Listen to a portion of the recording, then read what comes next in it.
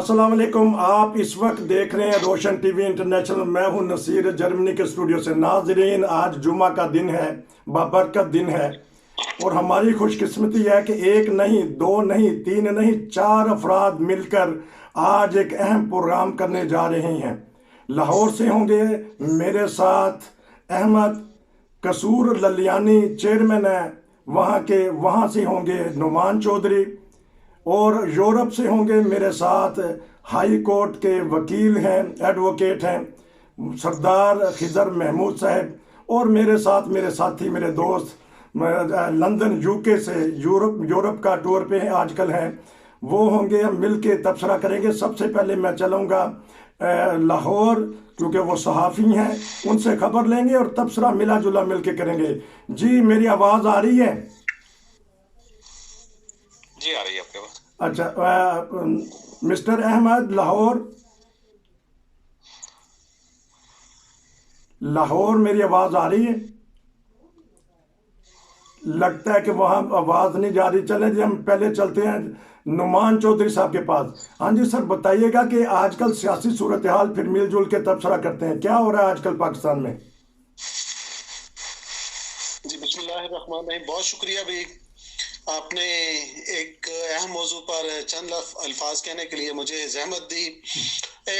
जो पाकिस्तान की इस वक्त सियासी सूरत हाल बन रही है ना, वो अजीब एक खिचड़ी पकी हुई है।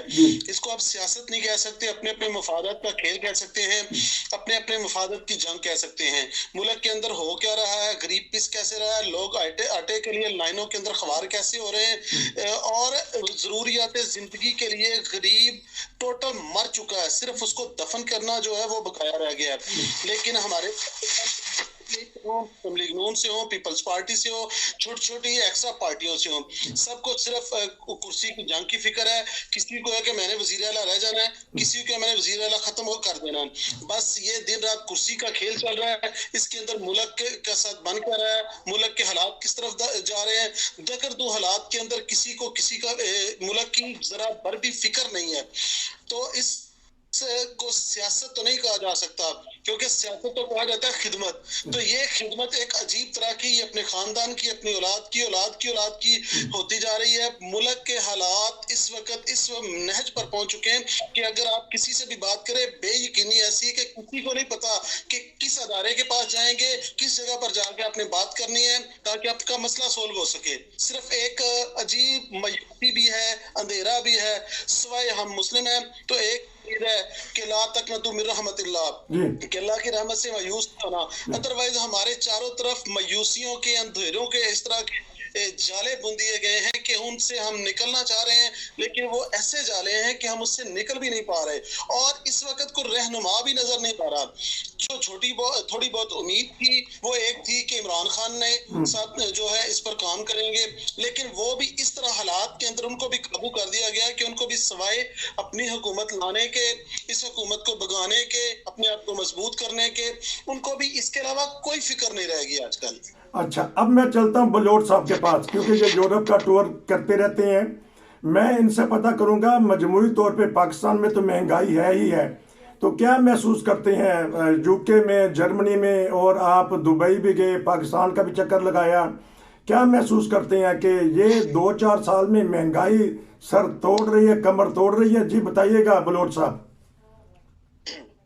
जी अस्सलाम वालेकुम। जी बहुत शुक्रिया नसीर भाई। बात दरअसल ये है कि पाकिस्तान की जो सियासत है उसके ऊपर तो मैं तबसरा करना जो है ना अपने अल्फाज का ज़िया ही समझता हूँ। ना पाकिस्तान की अवाम जो है वो अपने आप को समझती है, ना उसके हुक्मरान समझते हैं, इसलिए वो तो समझें कि फना फिल्ला की तरफ ही जा रहे हैं, उनको छोड़ दें। रही बात महंगाई की, महंगाई ओवरऑल पूरी दुनिया में इस वक्त लहर आई हुई है एनर्जी क्राइसिस की वजह से। जो आप समझते हैं ना कि यूरोप में बिल्कुल क्या कहते हैं, दूध की नहरें बह रही हैं, ऐसा कुछ नहीं है। आपको सिर्फ एक छोटी सी मिसाल दे रहा हूँ। यूके जो कि दुनिया की एक बहुत बड़ी इकोनॉमी समझा जाता है, वो कोलैप्स होने वाली है। अच्छा, उसकी इकोनॉमी कोलैप्स होने वाली है। वो सिर्फ उन्होंने बबल करके उसको स्टेबल किया हुआ है। ठीक। आप देखेंगे अगर यही हालात रहे 1 साल के अंदर अंदर ये यूके की इकोनॉमी ऐसे कोलैप्स होएगी और बैंक डिफॉल्ट हो जाएंगे और कुछ समझ नहीं आ रहा। जो बिजली का बिल यहाँ पर पहले एक महीने में 80 पाउंड आता था, वो इस वक्त एक आम आदमी का 250 पाउंड पर मंथ आ चुका है। अच्छा, 250 पाउंड। इससे आप अंदाजा कर लें कि बिजली की प्राइस कहाँ पर पहुंची है। इसके अलावा दूसरी चीजों में भी महंगाई हुई है। ये पाकिस्तान में सिर्फ महंगाई नहीं हुई, असल में पाकिस्तान में दरअसल बात ये है कि हमारे जो अवाम भी हैं, हुक्मरान भी हैं, वो शुरू दिन से ही ना, जब से वो पैदा हुए हैं, उनका एक ही काम है, रोना रोना रोना, बस। अच्छा, और रोना अपने अल्लाह ताला के आगे नहीं रोते, वो दुनिया वालों के आगे रोते हैं, अपने बड़ों को बना लेते हैं अपना खुदा। ठीक, मतलब कि जब जमीनी खुदाओं के आगे झुकेंगे तो यही हाल होएगा। अच्छा, अब मैं चलता हूँ। जो होती है वो कभी भी ऐसे नहीं चलती। आप, मेरी बात बहुत सख्त लगेगी, मैं खुद भी पाकिस्तान में पैदा हुआ हूँ, लेकिन आप यकीन जाने मेरे जो दोस्त भाई इस वक्त ऑनलाइन हैं, वो मेरी बात से बिल्कुल इख्तलाफ करने का हक रखते हैं, लेकिन मैं शर्मसार हूँ कि मैं उस धरती पर पैदा हुआ। ओहो, अच्छा, अब मैं चलता हूँ इधर सरदार साहब के पास। उनके पास लेंगे कानूनी पहलू। हाफिज साहब जो नमान चौधरी हैं, हाफिज कुरान भी हैं, बड़ी प्यारी उन्होंने आयत पढ़ी कि अल्लाह ताला की रहमत से ना उम्मीद ना हो। और दूसरी बात उन्होंने ये की कि हमारे पास कोई रहनुमा नहीं है। तो सरदार साहब, कायदे आज़म के बाद सब ने कहा कि मैं कायदे आज़म आसानी हूँ। भट्टो भी आए, ज़िया भी आए, मुशर्रफ ने भी अपनी ताकत का इजहार किया, पीपल्स पार्टी आई, और अब इमरान खान को 3 साल मिले। कौन सा रहनुमा चाहती है हमारी कौम, ये बताइएगा। हाफिज साहब भी थोड़े से मायूस नज़र आ रहे हैं, बलोच साहब भी मायूस नज़र आ रहे हैं, लेकिन अल्लाह की रहमत से ना मायूसी नहीं होनी चाहिए, ये उन्होंने आयत पढ़ी। अब बताइएगा कोई कानूनी पहलू और हमें कोई रहनुमा क्यों नहीं मिल सका? जी जी, अस्तगफिरुल्लाह। नहीं, मैं आज दोनों दोस्तों की बात से ही इत्फाक करूंगा, और जो हाफिज साहब ने बात की है बिल्कुल ये है कि खुदा की जात से कभी नाउम्मीद नहीं होना चाहिए। और जो मेरे दूसरे दोस्त ने बात की है, बात तो कड़वी है लेकिन बात बिल्कुल सच है। ऐसा ही है कि आप अगर यूरोप की बात ही की जाए तो यहाँ बीवी भी कमाती है, खावत भी कमाता है, और इनका मायार जिंदगी, राइश, खाना अगर देखें आप तो इंतहाई सादा है। और पाकिस्तान में अगर देखें तो एक कमार होता है तो वो 20 उसके सर पे पल रहे होते हैं, और वो 20 के जो नखरे, उनकी शान और शौकत और उनके देख लें। तो जहाँ तक कायदे आज़म की बात है, बिल्कुल सारे हमारे जितने सियासतदान हैं वो बिल्कुल कायदे आज़म के नक्शे कदम पे हैं। लेकिन एक साइड पे कायदे आज़म चूंकि बहुत अच्छा पहनते थे, बहुत अच्छा खाते थे और बहुत मयार की जिंदगी गुजारते थे, हमारे सारे सियासतदानों की जिंदगी बड़े आला मयार की है। लेकिन फर्क ये है कि कायदे आज़म कमा के खाते थे तो वो अवाम के पैसों पे अपना उनका मयार जिंदगी बहुत हाई है।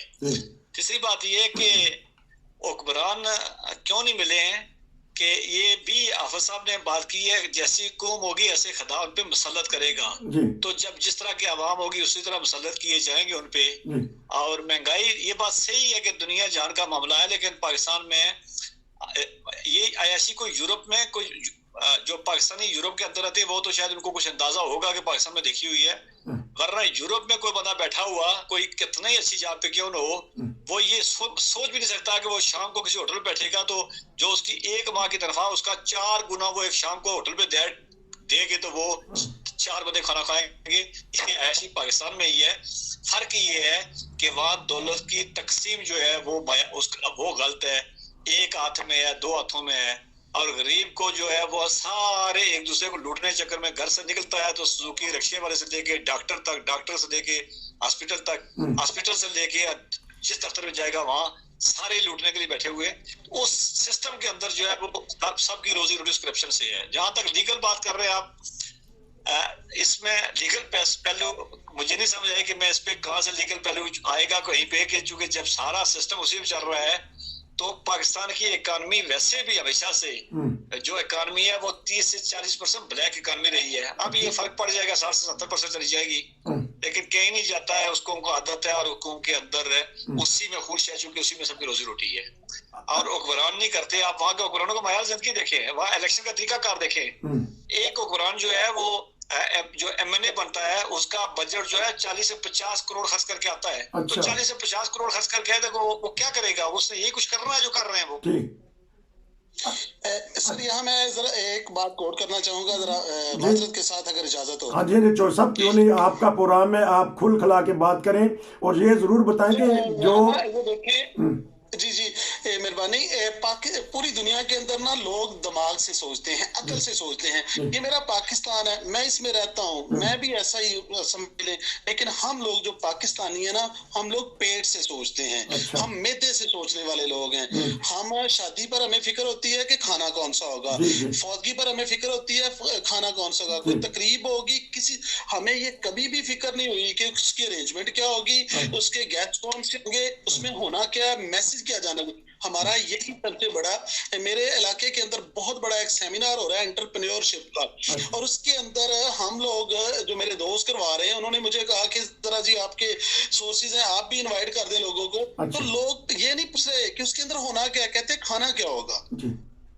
अच्छा। तो हमारी जो पेट से शुरू होकर पेट तक खत्म हो जाती है, और इसी वजह से हमारे जो हुक्मरान है ना, वो भी हमें पेट से सोचने वाले मिलते हैं। जब तक पाकिस्तान के अंदर दिमाग से सोचने वाला बंदा नहीं मिलेगा ना, वो कौम बदलेगी, ना कौम के हुक्मरान बदलेंगे, ना कौम के हालात बदलेंगे। बहुत जबरदस्त। अच्छा मैं खैर एक मिनट में आता हूँ। बहुत जबरदस्त बात है इन्होंने की कि जब तक खुद नहीं बदलता तो इंसान उस वक्त तक खुदा ताला भी उनको बदलने की नहीं करता, पहले खुद बदलना पड़ेगा। यकीनन कुरानी आयत भी ये पढ़ेंगे। बलोच साहब, आप यूरोप में रहते हैं, जिस तरह ने तवज्जो दिलाई कि शोशा बढ़ी है पाकिस्तान में, कभी यहाँ हमने देखा है कि जर्मनों की या अंग्रेज़ों की बड़ी बड़ी शादियां हो रही हों और फजूल खर्चियां हो रही हों। ये साल में 1-2 त्यौहार मनाते हैं, उसमें याशी करते हैं और उसके बाद ख़त्म। जजेस भी साइकिल पे आते हैं, टीचर भी साइकिल पे आते हैं, हमने देखे। जिसके पास सहूलत है वो देती है। तो अब तो आप यूरोप के बारे में बताइएगा चौधरी साहब को भी और सबको, सारी नाजरीन को। जी जी मैं आपकी बात से आगे लेके चलता हूँ। ये हाफिज साहब ने एक बड़ी अच्छी बात बताई कि कायदे आज़म जो है वो बड़ी लेविश जिंदगी गुजारते थे। मैं आपको एक छोटा सा वाकया बताता हूँ। कायदे आज़म हमेशा कभी ट्रैवल करते थे तो वो फर्स्ट क्लास में ट्रैवल करते थे जी। तो वो कांग्रेस उन दिनों में बड़ी ट्रैवलिंग हो रही थी, तो कायदे आज़म को अक्सर मुल्क के एक किनारे से दूसरे किनारे पे जाना पड़ता था, तो हमेशा फर्स्ट क्लास में सफर करते थे। किसी ने पूछा कि आपसे तो गांधी जी अच्छे हैं बहुत ज्यादा, क्योंकि गांधी जो है वो हमेशा थर्ड क्लास के डब्बे में सफर करता है। तो कायदे आज़म ने कहा कि गांधी में और मुझ में ये फर्क है, मैं अपनी कमाई से सफर करता हूँ, अपना कमाया हुआ जो है वो ट्रैवलिंग के लिए लगाता हूँ। और यही बात आप देख लें कि उन्होंने सारी जिंदगी पाकिस्तान बनने के बाद भी उन्होंने पाकिस्तान की हुकूमत से, खजाने से कोई नहीं लिया, वो हमेशा खुद कमाते थे और खाते थे। गांधी साहब जो है थे, बड़ा दुनिया उनको मानती है, हम बहुत सारे उनके अच्छे काम भी हैं, लेकिन गांधी ने हमेशा चंदे से सफर किया है। ठीक है। पाकिस्तान की सारी पार्टीज इस वक्त की वो चंदे, लगता है आवाज में कुछ हुई है। तो जो चंदा और भीख नहीं क्या कुछ हासिल कर सकते, कुछ नहीं। रही बात ये, अब आ जाए यूरोप में आपका जो प्राइम मिनिस्टर है, मसलन यूके का प्राइम मिनिस्टर, मैं बोरिस जॉनसन की बात करता हूँ, जो अब एक्स प्राइम मिनिस्टर है, वो अगर कभी अपने ऑफिस में आता था, ठीक है, ऑफिशियली तौर पर उसको बाज़ दफा सिक्योरिटी की जरूरत होती थी, वो करता था, लेकिन मोस्ट प्रोबेबली वो अपने बाइसिकल पर ट्रैवल करता हुआ वो अपने ऑफिस में आ जाता था। ठीक है। दूर ना जाएं, स्वीडन में चले जाएं, स्वीडन की जो वज़ीर आज़म है वो भी पैदल घर से आती है। इन्होंने, जब आप दूर ना जाएं, ये हमारी इमरान खान की पार्टी जब आई, इन्होंने ऐलान कहा जी हम 1500 सीसी से ज्यादा गाड़ी पे नहीं सफर करेंगे, हम ये करेंगे वो करेंगे, कुछ नहीं हुआ। इससे पहले यूसुफ रजा गिलानी की जब पार्टी आई थी, उन्होंने भी यही कहा जी हम सादा तर्ज़े जिंदगी करेंगे। बाद में क्या हुआ? कुछ नहीं हुआ, बिकॉज इनके कोलो फेल में तजाद है। ठीक है। कोलो फेल में तजाद कभी भी अल्लाह ताला को पसंद नहीं आया, और चाहे वो अवाम हो चाहे वो सियासतदान हो।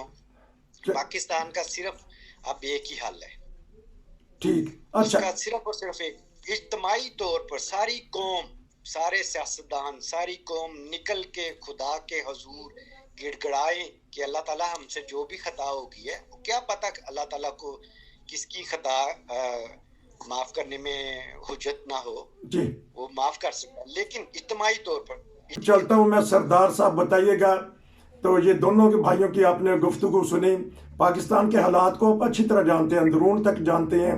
अब कोई और आप बताइएगा बात, ताकि हमारे नाज़रीन को पता चले। जी जी, देखें, मैं दोनों की बात से एग्री कर रहा हूँ, दोनों की बात से कर रहा हूँ कि अगर वहां पे, मैं एक बात तो, अभी यूनियन काउंसिल के इलेक्शन होते हैं या एक यूसी काउंसिलर जिसका 3 से 7 हजार तक होता है जी, उसके इलेक्शन का खर्चा आता है 10 से 25 लाख तक, और उसका लंगर चल रहा होता है। अब दुनिया की साइंस अगर उठा के देखें, आपको बात समझ नहीं आएगी। जिसका अजाजिया 3 से 7 हजार तक हो, उसके घर लंगर चल रहा हो और वो इतना खर्चा कर रहे कि वो 5 साल में वो पूरा भी ना हो, तो साइंस कौन सी है? बेसिक चूंकि रास्ते करप्शन के सारे, जिसको वो सिस्टम को जानता है, वो उसे मालूम है कि वो इतने पागल नहीं है, वो 10 लगा के 10 गुना कमाने वाले हैं, और कमाया भी जाता है। अभी रिसेंटली देख लें, जिसकी आप महंगाई की आप बात कर रहे हैं, पाकिस्तान के अंदर अभी जो बैठी हुई हुकूमत बैठी हुई है, या अभी जो पार्लियामेंट्री बैठे हुए हैं, इनकी वेल्थ में 85% इजाफा हुआ 5 साल में। अवाम का मयार जिंदगी नीचे गया या उनकी इनकम कम हुई है। तो बात ये है कि इज्तिमाई माफियों वाला काम जो है, वो डॉक्टर इसरार बड़ी लंबी जो बात करते रहे हैं, और सारे ही करते रहे, पाकिस्तान में बड़े बड़े उलमा ने, बड़े बड़े स्कॉलर्स बात करते रहे, लेकिन उसको उनका आखिर देखे ना, वो जिसके पास वो चल के जाती है। तो ये जो 10-12 साल तबाही का, तो हर एक चूंकि एक ऐसा सिस्टम था, एक ऐसी रिजीम थी, ऐसा एक टेस्ट ट्यूब बेबी लेके आया गया था पूरे सिस्टम को, कि जिसने उस सिस्टम को अब कम अज कम, जो बंद कमरों में बात होती है, अब चौक रस्तों में आ गई है, अब सबके सामने खुल के आ गई है। बाकी उसके कोरोना के अपने असरात हैं, पाकिस्तान में सैलाब आया, दुनिया के अंदर इन्फ्लेशन आई, वो सारे अपनी जगह मौजूद, बिल्कुल उनके असरात मौजूद हैं। हम इससे लूटी जा रही हैं, सरेआम डाके पड़ रहे हैं। अभी हाल ही चंद दिनों की बात है, कराची में लोग बैठे हुए हैं आराम से एक जगह पे खाना खा रहे हैं, आए हैं जनाब, 5 मिनट में उन्होंने सबके दिमागों के ऊपर पिस्तौल रखी है, लेके पैसे चले गए। ठीक है, कराची को छोड़ दें, लाहौर में आ जाए, लाहौर में आप जरा गाड़ी पार्क करते हैं किसी इशारे के ऊपर, ठीक है, वहां पर साथ में से कोई बाइक वाला आ जाएगा, सीधा वो खड़े खड़े है 5 मिनट के अंदर। ये लाकानूनियत के हुकूमत को नजर नहीं आती, आती है, अवाम को नजर नहीं आती, आती है। ठीक है, अवाम कुछ नहीं कर सकती, अवाम सिर्फ और सिर्फ, अवाम को एक ही चीज है, यार नसी रोटी खा लिए, इंदे बाद किधर जाना है, अच्छा, उसे रोटी खानी है, उसके बाद किथे जाना है। यानी वो बिल्कुल इनके बात से, ये मैदे से सोचने वाली कौम है। अच्छा, उनको आज के नहीं, उनको बस थोड़ा सा रोटी मिल जाए, बिरयानी मिल जाए, खोते की बिरयानी मिल जाए, उसके टड्डुओं की जो है चिकन नगेट्स मिल जाए, इनको कोई फर्क नहीं पड़ता, क्योंकि हमारा मैदा इस तरह का हो चुका है, लक्कड़ हजम, पत्थर हजम, हराम हजम। अच्छा, अब इस तरह के चौधरी साहब, क्यों कर लूंगा जी, चौधरी साहब जी। जी, मैंने वो बात की थी ना कि बात इलेक्शन की, मेरे ब्रदर बता रहे थे कि 20 से 25 लाख, तो मैंने पिछला इलेक्शन को कंटेस्ट किया, 3.25 करोड़ रुपए लगे जी इलेक्शन से एक रात पहले तक, और वो इलेक्शन था सिर्फ यूनियन काउंसिल के चेयरमैन का। अंदाजा लगाएं कि वो आबादी जिसके 10-12 हजार के उम्मीदवार ने 3.25 करोड़ रुपए लगा दिए, किस लिए? के जीतने के लिए। उन्हीं में से एक साहिब अब MNA के कैंडिडेट है, और उनका फरमान क्या है, उनका प्लान क्या है? उन्होंने कहा कि हाफिज साहब 40 करोड़ रुपए सिर्फ सिटी को देने, 60 बाहर लगाने, हमने इलेक्शन क्या 1 अरब में जीत नहीं पाएंगे। और अब मैं जरा बात को बढ़ाता हूं, उनके साथ एक और भी कैंडिडेट है जो सेकंड पर खड़े हैं, पैसे वो भी उतने निकाल के बैठे हुए हैं। तो अगर इस चीज को देखा जाए तो पाकिस्तान में महंगाई है ना, ये सिर्फ ये है कि कुछ खानदान हैं जिनके काबू आया हुआ है पाकिस्तान, बस वही घुमाते हैं और आवाम को सिर्फ ये लगाया है कि आपने वो जैसे भाई ने कहा कि सुबह की खा ली है, दोपहर की फिक्र कर लो, दोपहर की रात। हमें सिर्फ रोटी के गन चक्कर के अंदर लगाया हुआ है और हम रोटी के गन चक्कर के अंदर लगे हुए हैं, मैदे से सोचते हैं, दिमाग को हमने डब्बा पैक रखा हुआ है और अल्लाह की अमानत के हिसाब से रखा है कि या अल्लाह ये तूने अमानत दी थी, हम इसको वैसे बगैर इस्तेमाल किए हिफाजत से आपके पास ले आए हैं। बहुत शुक्रिया। अब आखिर में सिर्फ हम 2-3 मिनट लेंगे, सरदार साहब के पास जाऊंगा। ये जबर का मौसम कब बदलेगा? हम बदलेंगे तब बदलेगा, ये बताइएगा। रोजी रोटी तो बदला करता है। और जो आफत साहब ने कहा, मैं उनकी बात से इत्तेफाक करता हूँ। मैंने जो कहा था, जो यूसी का लेबर काउंसिलर है उसकी बात कर रहा था मैं। तो बाकी जो चेयरमैन है और यार वो डिस्ट्रिक्ट का जो है उसका तो हर मायार ही और है।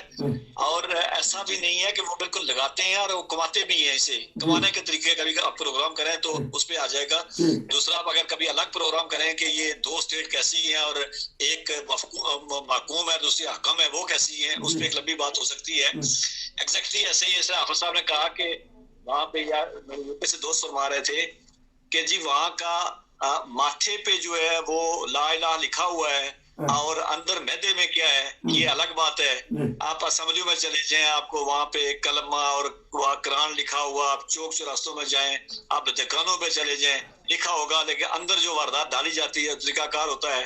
2 नंबर 3 नंबर 10 नंबर और पता नहीं किस तरीके से माल बिकता है। तो उसको उनकी रोजी रोटी उसमें बन चुकी है। और उसको कभी मैंने कहा, मैं एक लफ्ज कहा था मैंने कि पाकिस्तान की आम इकॉनमी जो इकॉनमी थी वो 30% ब्लैक में थी, अब वो 70-80 पे जा चुकी है। अच्छा। तो जब इस तरह का जब रोजगार बन जाए तो फिर उस रोजगार में फिर यही कुछ हुआ करता है कि जो चोर है वो समझता है कि जो वो जिस पिस्टल की बात कर रहे थे वो समझता है ये भी मेरा पेशा ही है। और जो दिन को लूटता है वो समझता है कि मेरा भी ये भी पेशा है। जो 2 नंबर बना के बेचता है समझता है कि ये भी। और हमने देखा है कि वो वहां पे खोता की बात की है, खोता हलाल करने वाला, ज़बा करने वाले से बात की गई तो उसने उसकी जस्टिफिकेशन दी है। अच्छा। कुत्ते का गोश्त बेचने वाले उसकी जस्टिफिकेशन देने की कोशिश की, उसने कोई नदामत का इजहार कभी नहीं किया है। तो उस सिस्टम में है। हाँ, बाकी ये है कि एक सिस्टम ऊपर भी होता है, अब उस सिस्टम को देखें वो कब चलता है और कब कैसे होता है, ये एक अलग सी बात है। और रहमत से मायूस मैं भी नहीं हूँ। ठीक, मैं खुदा की रहमत या खुदा के फैसलों से मायूस भी नहीं। जबरदस्त बात। जिस तरह हाफिज साहब ने आगाज किया था कि अल्लाह की रहमत से नाउमीद नहीं होना चाहिए। तीनों भाइयों का शुक्रिया।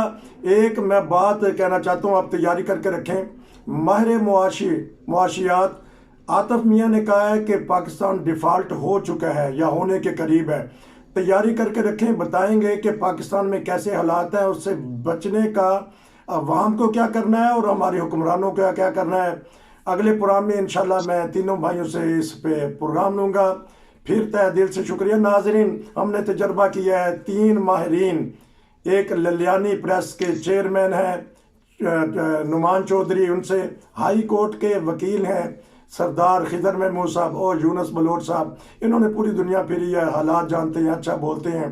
ये इन्होंने तीनों ने भरपूर मेरा साथ दिया। उम्मीद है कि आपको ये प्रोग्राम पसंद आएगा और नेक्स्ट टाइम फिर मिलेंगे। नसीर को इजाज़त दीजिए। अस्सलाम वालेकुम।